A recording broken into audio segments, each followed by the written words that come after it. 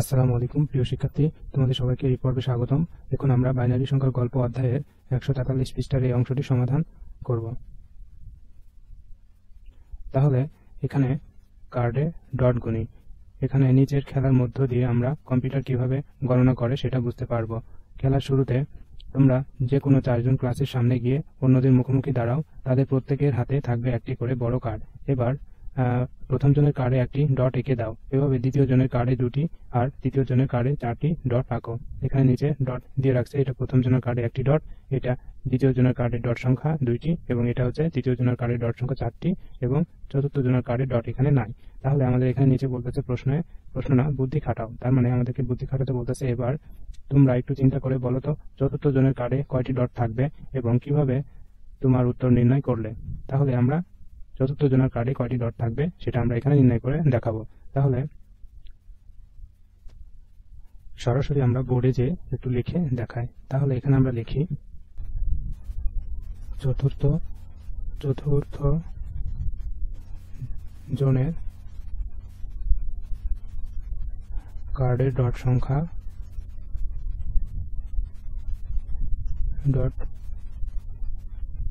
সংখ্যা সমান সমান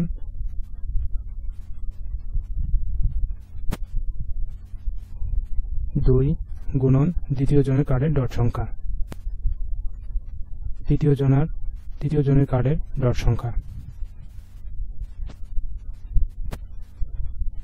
তাহলে এখানে সমান সমান 2 গুণন তৃতীয় জনের কার্ডের ডট সংখ্যা ছিল 4, তাহলে 2 গুণন 4, তাহলে আমাদের উত্তর হবে 8টি। তাহলে চতুর্থ জনের কার্ডের ডট সংখ্যা হবে এই 8টি। আচ্ছা, তাহলে এরপরে আমরা এই অঙ্কটা অন্যভাবে সমাধান করতে পারি। তাহলে সেটা কিভাবে একটু লিখে দিচ্ছি এখানে নিচে।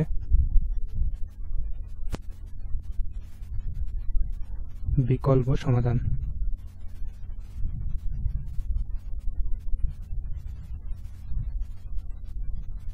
তাহলে বিকল্প সমাধান হবে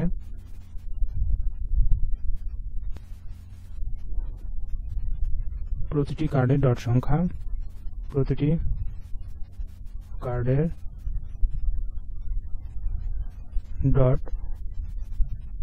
সংখ্যা সমান 2 টু দি পাওয়ার কার্ড সংখ্যা, 2 এর উপর পাওয়ার এখানে কার্ড সংখ্যা মাইনাস এখানে নিচে -1। তাহলে এখানে আমাদের চতুর্থ জনের কার্ডের ডট সংখ্যা আমাদেরকে যেহেতু বের করতে বলেছে, তাহলে এখানে লিখি যে চতুর্থ জনের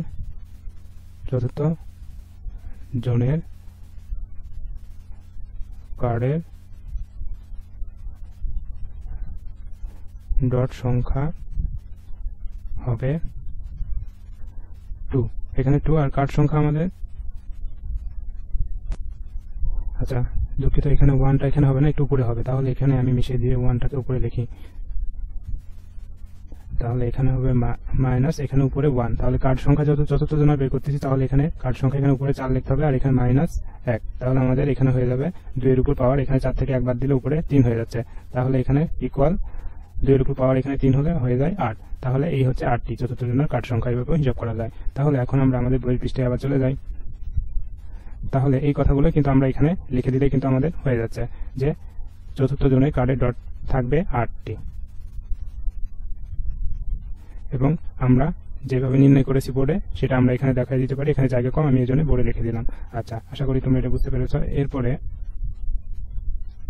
আচ্ছা, এখানে বলা হয়েছে যে এই ধারাবাহিকতাটি বুঝতে পারলে এভাবে পঞ্চম, ষষ্ঠ এবং সপ্তম যে কোনো বন্ধুর কার্ডেও কতটি ডট থাকবে তা বলে দিতে পারবে। এবার নিচের ফাঁকা ঘরটি পূরণ করো। আচ্ছা, তার আগে আমরা এখানে পঞ্চম জনের, ষষ্ঠ এবং সপ্তম জনের কার্ডে কতটি হতে পারে সেটা আমরা নির্ণয় করি। আমরা কি শিখেছিলাম আমরা বোর্ডে লিখি। তাহলে চতুর্থ জনের কার্ডের ডট সংখ্যা কিন্তু আমরা পেয়ে গেছিলাম এই 8টি। এটা হচ্ছে প্রথম নিয়ম অনুযায়ী, এবং বিকল্প সমাধান এটা দ্বিতীয় নিয়ম অনুযায়ী আমরা কিন্তু 8টি পেয়েছিলাম। তাহলে আমরা এখানে লিখি যে আমাদের পঞ্চম এবং ষষ্ঠ এবং সপ্তম জনের কার্ডের ডট সংখ্যা কত হবে সেটা।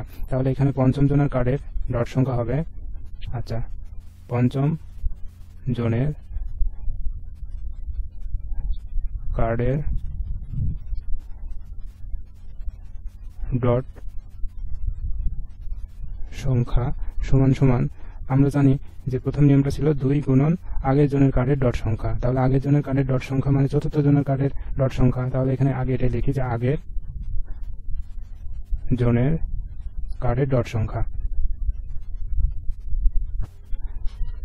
সমান সমান 2 গুণন আগের জনের কার্ডের ডট সংখ্যা, যেহেতু আমরা পেয়েছি 8টি, তাহলে 2 এবং 8 গুণ করলে এখানে হয়ে যাচ্ছে 16টি।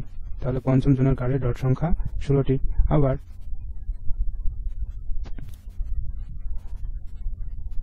ষষ্ঠ জনের কার্ডের ডট সংখ্যা হবে 2 গুণন আগের জনের কার্ডের ডট সংখ্যা যে 16, তাহলে আমরা এখানে লিখে দিব 16।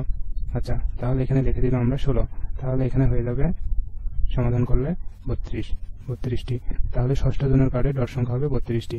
এরপরে যদি আমরা ঠিক একই রকম ভাবে সপ্তম জনের কার্ডের ডট সংখ্যা যদি নির্ণয় করি, তাহলে কত হবে? এখানে সরাসরি লিখে দিলাম যে 2 গুণন আগের জনের ডট সংখ্যা। তাহলে আগের জনের ডট সংখ্যা 32, তাহলে এখানে 2 গুণন 32 গুণ করলে কত হচ্ছে? তাহলে 2 গুণন 32 গুণ করলে এখানে 64। তাহলে এই হচ্ছে সপ্তম জনের কার্ডের ডট সংখ্যা। এভাবে আমরা নির্ণয় করতে পারি। ঠিক একই রকম ভাবে যদি আবার অষ্টম জনের আমরা কার্ডের ডট সংখ্যা নির্ণয় করি, তাহলে ঠিক একই রকম ভাবে এইভাবে, তার মানে যে কোনো জনের কার্ডের ডট সংখ্যা আমরা নির্ণয় করতে পারি যে 2 গুণন আগের জনের ডট সংখ্যা। তাহলে আগের জনের ডট সংখ্যা 64, তাহলে এই 64 দিয়ে দিলাম। তাহলে এখন লিখে দিলাম 2 গুণন 64 সমান 128। তাহলে এই হচ্ছে অষ্টম জনের কার্ডের ডট সংখ্যা। এভাবে আমরা ইচ্ছামতো যতদূর পর্যন্ত নির্ণয় করতে পারি কার্ডের ডট সংখ্যা।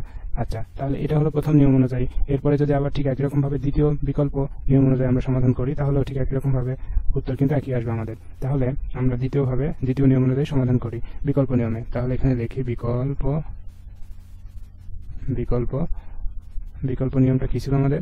সহজে আমরা সংক্ষেপে এখানে সূত্র লিখে রাখি। এটা আমাদের ফর্মুলা বা সূত্র ছিল 2 এর উপর পাওয়ার n ধরে নিতে পারি। n মানে হচ্ছে কার্ড সংখ্যা, তাহলে 2 এর উপর পাওয়ার n মাইনাস 1।